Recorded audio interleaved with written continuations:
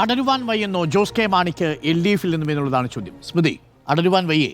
അടരാതിരിക്കാൻ വയ്യ എന്നുള്ളതാണ് യാഥാർത്ഥ്യം. അടരേണ്ടി വരും എന്നുള്ളതാണ് യാഥാർത്ഥ്യം. പക്ഷേ ഇപ്പോൾ ഒരു ധൃതരാഷ്ട്രാലിംഗനത്തിൽപ്പെട്ട് ബുദ്ധിമുട്ടി നിൽക്കുകയാണ് ജോസ് കെ മാണി എന്നുള്ളതാണ്. അതാണ് ഇപ്പോൾ ഏറ്റവും കൂടുതൽ ഇന്നത്തെ പ്രതികരണത്തിൽ തന്നെ ജോസ് കെ മാണി പറയുന്നുണ്ട്. ഇന്നലെ മന്ത്രി പി രാജീവ് വിളിച്ചു. ഇപ്പോൾ കോടതിയുടെ മുന്നിലുള്ള രണ്ട് വിഷയങ്ങൾ, ഈ പറഞ്ഞ ഭിന്നശേഷി അധ്യാപക നിയമനം, ഭിന്നശേഷി സംവരണവുമായി ബന്ധപ്പെട്ട രണ്ട് വിഷയങ്ങളിലും കുറച്ചുകൂടി ക്ലാരിറ്റി വരുത്തിക്കൊണ്ട് നമ്മളതിൽ മുന്നോട്ട് പോവുകയാണ് എന്ന കാര്യം മന്ത്രി പി രാജീവ് വിളിച്ച് ഒന്നുകൂടി ഉറപ്പിച്ചു പറയുകയാണ് എന്ന കാര്യം ഇന്ന് അദ്ദേഹം പരസ്യമായി പറയുന്നു. ഇനിയിപ്പോൾ മന്ത്രിസഭാ തീരുമാനമായി വന്നിരിക്കുന്ന KM മാണിക്കുള്ള സ്മാരകം 5 വർഷം മുമ്പ് പ്രഖ്യാപിച്ച 5 കോടി എന്നുള്ളതാണ്. അതിപ്പോൾ കണ്ണായ സ്ഥലത്താണ് തിരുവനന്തപുരത്ത് അത് അനുവദിച്ചിരിക്കുന്നത്, കവടിയാറിൽ പാട്ടത്തിന് കൊടുത്തിരിക്കുന്നത് 30 വർഷത്തേക്ക്. അപ്പോൾ ആ രൂപത്തിലേക്കുള്ള തീരുമാനം വന്നിരിക്കുമ്പോൾ എന്തു പറഞ്ഞു പോകും എന്നാലോചിക്കുമ്പോൾ ഇനി തീരെ പോകാൻ പറ്റാത്ത രൂപത്തിലുള്ള ഒരു പൂട്ട് ഇട്ടിരിക്കുകയാണ് LDF എന്നുള്ളതാണ്. VN വാസവൻ സംസാരിക്കുന്നു, പലരും സംസാരിക്കുന്നുണ്ട് എന്നുള്ള കാര്യം അദ്ദേഹം തുറന്ന് സമ്മതിക്കുന്നുണ്ട്. പക്ഷേ ഇതുവരെ ഒരു തരത്തിലുള്ള ചർച്ചകളും നടന്നിട്ടില്ല എന്ന രൂപത്തിൽ അദ്ദേഹം പറഞ്ഞതിനോട് ഒരു തരത്തിലും യോജിക്കാൻ സാധിക്കില്ല. പാർട്ടിക്കകത്ത് തന്നെ ഭിന്നാഭിപ്രായമുണ്ട് എന്നുള്ള കാര്യം കൂടി അദ്ദേഹം പറഞ്ഞതിൽ മനസ്സിലാക്കണം. അദ്ദേഹം ഇന്ന് പറഞ്ഞ വാചകങ്ങൾ ഇതാണ്: ഒരു രാഷ്ട്രീയ സംവിധാനത്തിനകത്ത് പലപ്പോഴും പല അഭിപ്രായങ്ങൾ കാണും, പക്ഷേ ഫൈനലായിട്ട് പാർട്ടിയുടെ അഭിപ്രായമാണ് മെയിൻ. പാർട്ടിയുടെ അഭിപ്രായമാണ് ഇവിടെ നിലനിൽക്കുക എന്നുള്ളതാണ്. ഏത് രാഷ്ട്രീയ പ്രസ്ഥാനത്തിലാണ് വ്യത്യസ്ത അഭിപ്രായമില്ലാത്തത്? ചർച്ച ചെയ്യുമ്പോൾ പല അഭിപ്രായങ്ങൾ വരും എന്നുള്ളതാണ് അദ്ദേഹം പറയുന്നത്. അപ്പോൾ യഥാർത്ഥത്തിൽ പോകേണ്ടതുണ്ട്. ഇവിടെ തുടർന്നാൽ ഇനി ബുദ്ധിമുട്ടാണ്. അതായത് പാർട്ടിയുടെ അസ്തിത്വവുമായി ബന്ധപ്പെട്ട്, പാർട്ടിയുടെ അസ്തിത്വം എന്നതിനപ്പുറം ജോസ് കെ മാണിയുടെ അസ്തിത്വം എന്നതാണ് ഏറ്റവും പ്രധാനപ്പെട്ട വിഷയം. അത് നോക്കുമ്പോൾ ഇവിടെ തുടർന്നാൽ ഇനി എന്ത് ലാഭം എന്നുള്ളതിലേക്ക് അവർ ആലോചിച്ചു തുടങ്ങിയിരിക്കുന്നു എന്നുള്ളതാണ്. അത് തദ്ദേശ തെരഞ്ഞെടുപ്പിലെ വലിയ തിരിച്ചടിയോടുകൂടിയാണ് അങ്ങനെ ഒരു ആലോചനയിലേക്ക് കടന്നിട്ടുള്ളത്. ഇനിയിപ്പോൾ ഇതിലൊരു കൗതുകരമായ കാര്യം, റോഷി അഗസ്റ്റിനും പ്രമോദ് നാരായൺ ആണ് ഇപ്പോൾ പോകരുത് എന്ന നിലപാട് ഒപ്പമുണ്ട് എന്നുള്ള കാര്യം നിലപാടെടുത്തിരിക്കുന്നത്, തുടരും എന്നുള്ള ഫേസ്ബുക്ക് പോസ്റ്റ് ഇടുകയും ചെയ്തിരിക്കുന്നത്. അതിനുശേഷം നമുക്കറിയാം ജോസ് കെ മാണി ഇട്ട പോസ്റ്റിൽ ഇടതുമുന്നണിക്കൊപ്പം എന്ന് ആദ്യം ഉണ്ടായിരുന്നില്ല, പിന്നീട് ഇടതുമുന്നണി എന്ന് ചേർക്കുകയാണ് ചെയ്തത്. അപ്പോൾ അദ്ദേഹത്തിന് ചേർക്കേണ്ടി വന്നു എന്നുള്ളതാണ്. പിന്നെ അന്ന് മുമ്പ് ജോസ് കെ മാണി ലെഫ്റ്റിലേക്ക് പോകാൻ തീരുമാനിക്കുന്ന സമയത്ത് ഏറ്റവും അധികം വിമുഖത കാണിച്ചിരുന്ന ആളാണ് റോഷി അഗസ്റ്റിൻ എന്നുള്ളതും ഓർക്കണം. പക്ഷേ ഇന്ന് ഇടതിൻ്റെ ഏറ്റവും അടുത്ത നേതാവായി റോഷി അഗസ്റ്റിൻ മാറിയിരിക്കുന്നു. അത് കുറച്ച് വൈകാരികമായ അടുപ്പം കൂടിയാണ്, പിണറായി വിജയനുമായിട്ടുള്ള ബന്ധം കൂടിയുണ്ട്. അതുകൂടി കേന്ദ്രീകരിച്ച് റോഷി അഗസ്റ്റിൻ വഴിയാണ് ഇപ്പോൾ ജോസ് കെ മാണിയെ ആ സമ്മർദ്ദത്തിലാക്കുന്നത് എന്നുള്ളതാണ്. ആ സമ്മർദ്ദം അവിടെ നിൽക്കുന്നു, അതിൻ്റെ ഒരു ബുദ്ധിമുട്ട് അവിടെ അനുഭവിക്കുന്നു. അപ്പുറത്ത് ഈ പറഞ്ഞ അസ്തിത്വ പ്രശ്നം എന്ന് പറയുമ്പോൾ കഴിഞ്ഞ തദ്ദേശ തെരഞ്ഞെടുപ്പിലുണ്ടായിരിക്കുന്ന വലിയ തിരിച്ചടി, ആ തിരിച്ചടി എന്ന് പറയുന്നത് പാർട്ടിക്ക് ഏറ്റവും അധികം സ്വാധീനമുണ്ടായിരുന്ന എല്ലാ മേഖലകളിലും, പത്തനംതിട്ട, ഇടുക്കി, എല്ലാ മേഖലകളിലും അത് കൃത്യമായി, കോട്ടയം, എല്ലാ മേഖലകളിലും അത് കൃത്യമായി അത് സംഭവിച്ചിട്ടുണ്ട് എന്നുള്ളതാണ്. അപ്പോൾ അവിടെ ഇനി എന്തു ചെയ്യുമെന്നുള്ള പ്രശ്നം അവിടെ നിൽക്കുന്നു. ഇടുക്കിയിൽ റോഷി അഗസ്റ്റിൻ മത്സരിക്കുന്നു എന്ന് വരികയാണെങ്കിൽ ഇടുക്കി ഇപ്പോൾ ജോസഫ് വിഭാഗത്തിൽ നിന്നും കോൺഗ്രസ് ഏറ്റെടുക്കാൻ പോകുന്നു എന്നുള്ള സൂചനകൾ കിട്ടുന്നുണ്ട്. അങ്ങനെ വന്നാൽ അവിടെ മത്സരം ശക്തമായിരിക്കും. ആ വേവിൽ എന്ത് സംഭവിക്കും എന്നുള്ള റോഷി അഗസ്റ്റിനെ സംബന്ധിച്ചും വലിയ ആശങ്കപ്പെടുത്തുന്ന കാര്യമാണ്. ഇങ്ങനെയുള്ള കാര്യങ്ങളൊക്കെ അവിടെ നിൽക്കുന്നുണ്ട്. പക്ഷേ ഇപ്പോൾ അവിടെ നിൽക്കുന്നു എന്ന് പറയുമ്പോൾ ഇവിടെ 12 സീറ്റ്, 12 ചോദിച്ച് 13 ചോദിച്ചാൽ 13 കിട്ടുമെന്നുള്ളതാണ് നമുക്ക് മനസ്സിലാക്കാനാകുന്നത്. അപ്പുറത്ത് പോയാൽ എത്ര സീറ്റ് എന്നൊരു ചോദ്യം അവിടെ നിൽക്കുന്നു.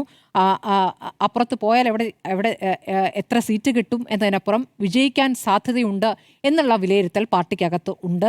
ഇപ്പോൾ ജോസ് കെ മാണി എവിടെ മത്സരിക്കും ഇടതുമുന്നണിയിൽ നിന്നാൽ എന്നുള്ളൊരു പ്രധാനപ്പെട്ട ചോദ്യമുണ്ടല്ലോ. ഇടതുമുന്നണിയിൽ നിന്നാൽ എവിടെ മത്സരിക്കും? പാലായിൽ തന്നെ മത്സരിക്കുമെന്ന് വന്നാൽ പാലായിൽ വിജയിക്കാൻ സാധിക്കുമോ എന്നുള്ള ചോദ്യമുണ്ട്. അപ്പോൾ വിജയസാധ്യത കുറവാണ്. അപ്പോൾ UDFിലേക്ക് പോയാൽ അങ്ങനെയല്ല, പാല കിട്ടും എന്നുള്ളത് ഏതാണ്ട് ഉറപ്പാണ് ജോസ് കെ മാണി വന്നാൽ. ഇപ്പോൾ എതിർപ്പ് പറയുന്ന മാണി സി കാപ്പനെ അനുനയിപ്പിക്കാൻ കഴിയും എന്ന് തന്നെയാണ് UDF ഇപ്പോൾ വിശ്വസിക്കുന്നത് എന്നുള്ളതാണ്. ഇതിലപ്പുറം തന്നെ സഭയിൽ നിന്നുള്ള സമ്മർദ്ദമാണ് ഏറ്റവും പ്രധാനപ്പെട്ട പ്രശ്നം. ചങ്ങനാശ്ശേരി സഭയിൽ എന്ന് പറയുമ്പോൾ ഏറ്റവും കൃത്യമായി പറയുകയാണെങ്കിൽ ചങ്ങനാശ്ശേരി അതിരൂപത ആർച്ച് ബിഷപ്പ് മാർ തോമസ് തറയിൽ എടുത്തിരിക്കുന്ന നിലപാട് ഇതിൽ നിർണായകമാണ്. അദ്ദേഹം കൃത്യമായും ഇതിൽ ഇടപെട്ടിട്ടുണ്ട് എന്നുള്ളത് തന്നെയാണ് എനിക്ക് കിട്ടിയിരിക്കുന്ന സൂചന. ഹിതകരമാവുക, UDFിനൊപ്പം നിൽക്കുകയാണ് എന്നുള്ള കാര്യം പറഞ്ഞിരിക്കുന്നു എന്നുള്ളതാണ്. പല വിഷയങ്ങളുണ്ട്. ഈ ഭിന്നശേഷി സംവരണം, JB കോശി കമ്മീഷൻ വിഷയത്തിലുള്ള പരാതി നേരത്തെ ഉന്നയിച്ചിട്ടുണ്ട്. ഇപ്പോൾ ഈ 14 മണിക്കൂറിൽ പരിഹരിക്കപ്പെടുന്നു എന്ന് പറയുന്ന ഉറപ്പുകൾ, അത് ആ രൂപത്തിൽ സഭ വിശ്വസിക്കുന്നില്ല എന്നുള്ളതാണ്. ഇതിൽ UDF നടത്തിയിരിക്കുന്ന മലയോര ജാഥയുണ്ടല്ലോ, ആ മലയോര ജാഥയിൽ സഭകളുടെ വിശ്വാസം നേടിയെടുക്കാൻ ഇപ്പോൾ പ്രതിപക്ഷത്തിന് കഴിഞ്ഞിട്ടുണ്ട് എന്നുള്ളതാണ്. അതാണ് ആ ഒരു റൂട്ട്, അങ്ങനെയാണ് സഭ വഴിയുള്ള സമ്മർദ്ദം എന്നുള്ളതാണ്. അപ്പോൾ ആത്യന്തികമായി ജയിക്കുന്നിടത്തേക്ക് പോവുക. എപ്പോഴും കേരള കോൺഗ്രസ് എടുത്തിട്ടുള്ള ഭരണവുമായി ബന്ധപ്പെട്ട് അദ്ദേഹം ഇന്ന് പറഞ്ഞിരിക്കുന്നത് ലൈഫ് ബോയുടെ പരസ്യവാചകം പോലെയാണ് നമുക്ക് തോന്നുകയെങ്കിലും അവരെ സംബന്ധിച്ചിപ്പോഴും ഭരിക്കുന്നിടത്ത് നിൽക്കുക എന്നുള്ളതാണ്. അപ്പോൾ എവിടെയാണോ ഭരണം എന്നതിലേക്ക് ഈ വാചകം വേണമെങ്കിൽ നാളെ മുന്നണി മാറുകയാണെങ്കിൽ പറയാവുന്നതാണ്. ഞാൻ അന്നേ പറഞ്ഞിട്ടുണ്ടല്ലോ എന്നുള്ളത്. ഇന്നത്തെ അദ്ദേഹത്തെ വാർത്താ സമ്മേളനത്തിൽ ശ്രദ്ധിക്കേണ്ട ഒരു കാര്യം ഇതാണ്. മൂന്നാമതും പിണറായി സർക്കാർ വരും, LDF വീണ്ടും ഭരണത്തിൽ വരും, ഞങ്ങൾ വിജയിക്കും എന്ന ഒരു വാചകം എവിടെയും പറഞ്ഞതായി കേട്ടില്ല. അപ്പോൾ വളരെ ശ്രദ്ധയോടുകൂടി തന്നെ ബുദ്ധിപൂർവമായ പ്രതികരണമാണ് ജോസ് കെ മാണി നടത്തിയിരിക്കുന്നത്. ഇപ്പോൾ LDFൽ തുടരുമെന്ന് പറയുന്നുണ്ട്. എന്ത് തീരുമാനം പാർട്ടി ഒറ്റക്കെട്ടായാണ് തീരുമാനിക്കുക എന്ന് പറയുന്നുണ്ട്. അത് 5 MLA-മാർ അതിൽ വ്യത്യസ്ത സ്വരം ഉണ്ടാകില്ല. അതായത് വ്യത്യസ്ത സ്വരമുള്ളവരെ കൂടി തൻ്റെ നിലപാടിലേക്ക് എത്തിക്കാനുള്ള ശ്രമങ്ങൾ ഉണ്ടാകുമെന്നുള്ളതാണ്.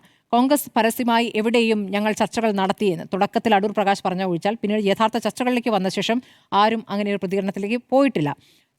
വാതിൽ തുറന്നിട്ടിരിക്കുന്നു എന്നാണ് പറയുന്നത്. UDFനെ സംബന്ധിച്ചിപ്പോൾ കോൺഗ്രസ് വാതിൽ തുറന്നിട്ടിട്ട് ആരെങ്കിലുമൊക്കെ കയറി വന്നോട്ടെ എന്ന രൂപത്തിൽ നടക്കില്ലല്ലോ. ഉറപ്പായിട്ടും ചർച്ചകൾ നടക്കുന്നുണ്ട്. അപ്പോൾ പിന്നാമ്പുറ ചർച്ചകൾ നടന്നിട്ടുണ്ട്, കോൾസ് വരുന്നുണ്ട് എന്നുള്ള കാര്യം ജോസ് കെ മാണിയും സമ്മതിക്കുന്നുണ്ട്. ആര് എന്ത് എന്നൊന്നും പറയുന്നില്ല. സോണിയാഗാന്ധിയുമായി ബന്ധപ്പെട്ട് നമ്മൾ ഇന്നലത്തെ ചർച്ചയിൽ തന്നെ പറഞ്ഞതാണ്.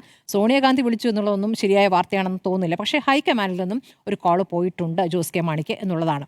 ജോസ് കെ മാണിയെ സംബന്ധിച്ച് അല്ലെങ്കിൽ കേരള കോൺഗ്രസ് മാണി വിഭാഗത്തെ സംബന്ധിച്ച് സ്വാഭാവികമായ സഖ്യം എന്ന രീതിയിൽ UDFിലേക്ക് വരാനുള്ള സാധ്യതകളാണ്. ഇനി ഇപ്പുറത്തേക്ക് വന്നാലും അത്ര എളുപ്പമല്ല എന്നൊരു വിഷയം കൂടിയുണ്ട്. ഇപ്പുറത്ത് വന്നാൽ ജോസഫ് വിഭാഗം കോൺഗ്രസിൽ തന്നെ കോട്ടയത്തടക്കമുള്ള കോൺഗ്രസിലെ നേതാക്കൾക്കുള്ള സീറ്റുകളിലുള്ള താല്പര്യം ഇതൊക്കെ വെച്ച് നോക്കുമ്പോൾ ഈ വിട്ടുവീഴ്ചകൾ എല്ലാവരും ചെയ്യേണ്ടി വരും എന്ന് പറയുമ്പോൾ ആ വിട്ടുവീഴ്ചകൾ ആർക്കൊക്കെ ചെയ്യേണ്ടി വരുമെന്നുള്ള പ്രശ്നം അവിടെ നിൽക്കുന്നു. അത് കോട്ടയം, പത്തനംതിട്ട, ഇടുക്കി ഉൾപ്പെട്ട സ്ഥലങ്ങളിലൊക്കെ ഈ പ്രശ്നം ഉണ്ടാകാനിടയുണ്ട്. ഇനി നമുക്കറിയാവുന്ന പോലെ പാലായിൽ നമുക്കറിയാം, അവിടെ ജോസ് കെ മാണിയുടെ എതിർപ്പിനെ തുടർന്നാണ് ബിനു പുളിക്കക്കണ്ടം ആ കുടുംബം തന്നെ തിരിച്ച് വോട്ട് ചെയ്യും. അവിടെ ഒരു ഏറ്റവും യങ്ങായ വനിത അവിടെ അധ്യക്ഷയായി വരികയൊക്കെ ചെയ്തിരിക്കുന്നത്. അപ്പോൾ തിരിച്ച് സംഭവിച്ചാൽ എന്ത് സംഭവിക്കും? ജോസ് കെ മാണി ഒറ്റ ഫാക്ടറിലാണ് അവർ തെറ്റിപ്പോയത്. അപ്പോൾ അതും ഒരു പ്രശ്നമാണ്. അത്തരം ഈ തദ്ദേശ ഭരണവുമായി ബന്ധപ്പെട്ട വിഷയങ്ങളും അവിടെ നിൽക്കുന്നു.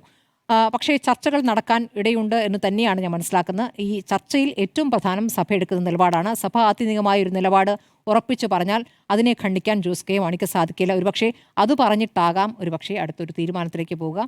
നിലവിൽ മറ്റന്നാളത്തെ ഈ സ്റ്റിയറിംഗ് കമ്മിറ്റിയിലും വലിയൊരു തീരുമാനമൊന്നും ഉണ്ടാകാൻ സാധ്യതയില്ല. അകത്ത് ഉള്ള ചർച്ചകൾ നടക്കുന്നു എന്നല്ലാതെ വലിയൊരു തീരുമാനത്തിലേക്കൊന്നും പോകാൻ സാധ്യതയില്ല. പക്ഷേ ഇനിയും സമയം കിടക്കുന്നുണ്ടല്ലോ എന്നുള്ളതാണ്. അപ്പോൾ ആത്യന്തികമായി അടരാനാണ് സാധ്യത. ഓക്കെ.